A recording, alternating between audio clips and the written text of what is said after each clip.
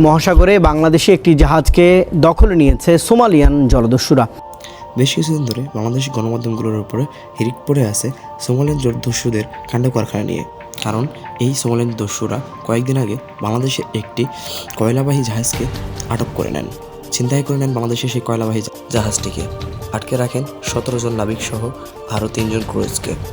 কারা এই সোমালিয়ান জলদস্যু, কোথা থেকে করে তারা এইসব, জানবো আজকে এই ভিডিওতে। চলুন বন্ধুরা জানা যাক।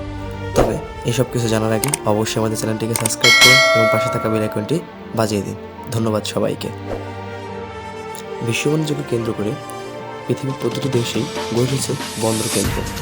আর এই বন্দর কেন্দ্রগুলো থেকে পণ্য আদান প্রদান করা হয় বা আমদানি রপ্তানি করা হয় প্রতিটি দেশে।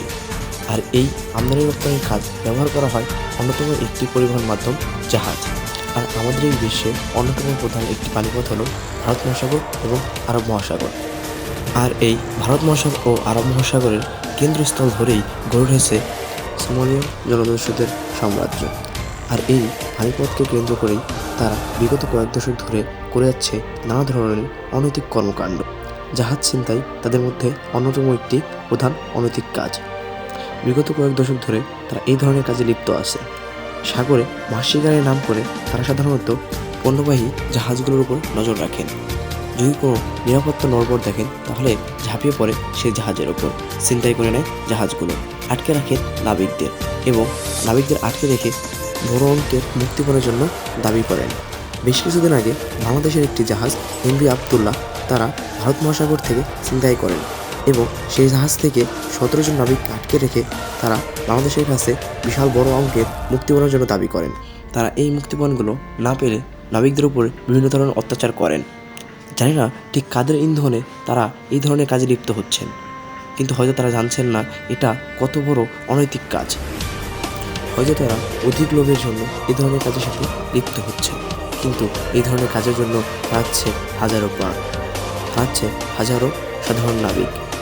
বেশ কিছুদিন দেবী ছিল এই সোমালিয়ান জলদস্যুরা, কিন্তু হঠাৎ করে যুক্তরাষ্ট্রের হুতি বিদ্রোহীদের উপরে বেশি নজর দেওয়ার কারণে তারা সুযোগ পেয়ে আবারও জাগ্রত হয়ে ওঠে ভারত মহাসাগর ও আরব মহাসাগরে। তারা আবারও শুরু করে জাহাজ ছিনতাই করা। 2022 সালে তারা মাল্টার পতাকাধীন একটি জাহাজকে ছিনতাই করে এবং বাংলাদেশের জাহাজ এমভি আবদুল্লাহ ছিনতাই করার সময় তারা এই মাল্টার পতাকাধীন জাহাজটি ব্যবহার করে থাকে। এই জাহাজটি তারা বেশ কিছুদিন ধরে তাদের ছিনতাই কাজে ব্যবহারের জন্য রেখেছেন। অবশ্যই বাংলাদেশের সেই জাহাজ এমভি আবদুল্লাহ উদ্ধারের জন্য নেমে আসে ইন্ডিয়ান নেভি।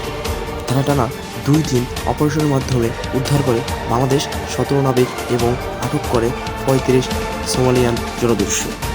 টানা 4 ঘন্টা এপার ওপার যুদ্ধের পর অবশেষে আত্মসমর্পণ করে সোমালিয়ান জলদস্যুরা। 35 জনের এই দলটিকে আটক করে ইন্ডিয়ান নেভি। তাদের কাছে অবশ্যই আমরা কৃতজ্ঞ থাকবো সারা জীবন, কারণ এই 17 জন নাবিকের জীবন ফিরিয়ে দিয়েছে তারা।